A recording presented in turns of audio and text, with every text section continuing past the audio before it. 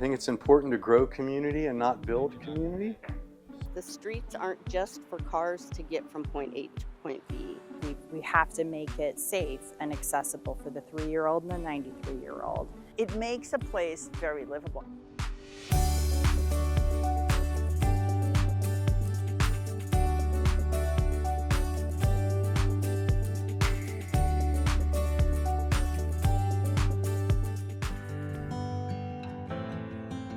We first adopted a complete streets policy in 2009. One of the big factors that went into certainly my deliberations at the time when I was on the Missoula City Council was realizing from a sustainability standpoint, there's opportunity to do more as a community.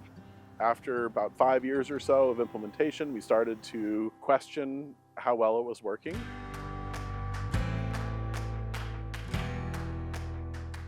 We spent about a year researching other ways to do it and identifying the holes in ours, bringing a draft forward for a new policy eventually in late 2016. And we have been living with it ever since.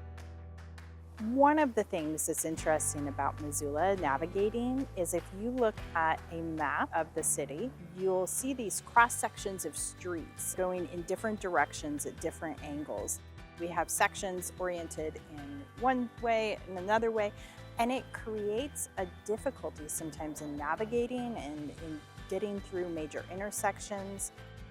We've seen a real boom in development in Missoula and the urbanizing area around Missoula. And so where something like a complete streets ordinance or policy really comes into play primarily is with that new development.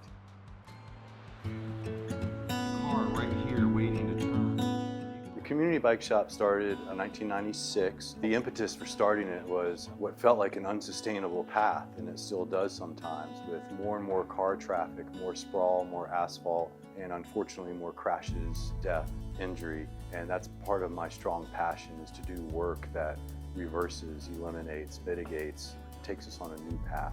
And that's what we try to do here every day at Free Cycles. There's a lot of joy biking through Missoula. You have parks, you have trails, go through quiet places, vibrant places. There's also a lot of heartbreak and close calls and drivers running lights and making left turns and right turns without looking.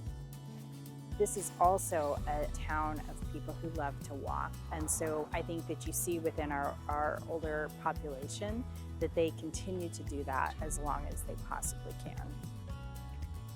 I'm an 87, I will be 87 in January, so I'm kind of a relic. I live directly across the street from what's now a new dorm being constructed, as you'll see. When I moved out here 20 years ago, I was hiking up to 15 miles a day. As I've aged, obviously, in 20 years, I don't hike as far. I don't climb at all.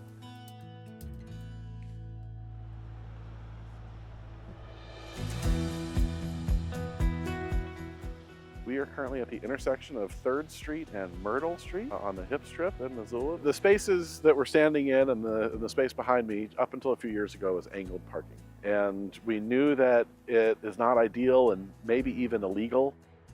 We brainstormed and we drew out these kind of spaces, and it resulted in this project that we see here of planters and benches and additional bike parking and crosswalks and artistic borders to our parklets. And the biggest bang for our buck is retrofitting existing spaces to serve more people. I think one of the things that I appreciate most about the Complete Streets project and these sorts of conversations is that in the civility of the conversation, we get to have some brainstorming, we get to come up with some solutions. What I have found is there's not necessarily any set milestones that have made dramatic shift. It's been incremental, it's been growing, it's been rising awareness, and these policies along the way really helped advocates and the city and the community make the case for more change in the streets, in the public right-of-way, and in just our land use patterns in general.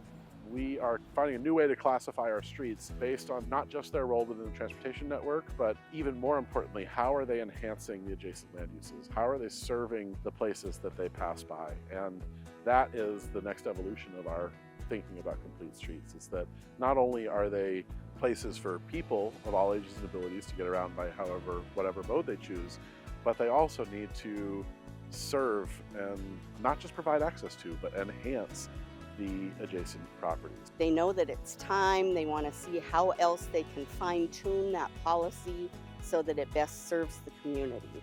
So the city's making a lot of great changes. They take so long. I get so impatient, but I also know that you've got to stay at it. You've got to show up at the meetings. You've got to work with your officials, your neighbors, each other, and you're just doing it for the little ones who are going to be big one day.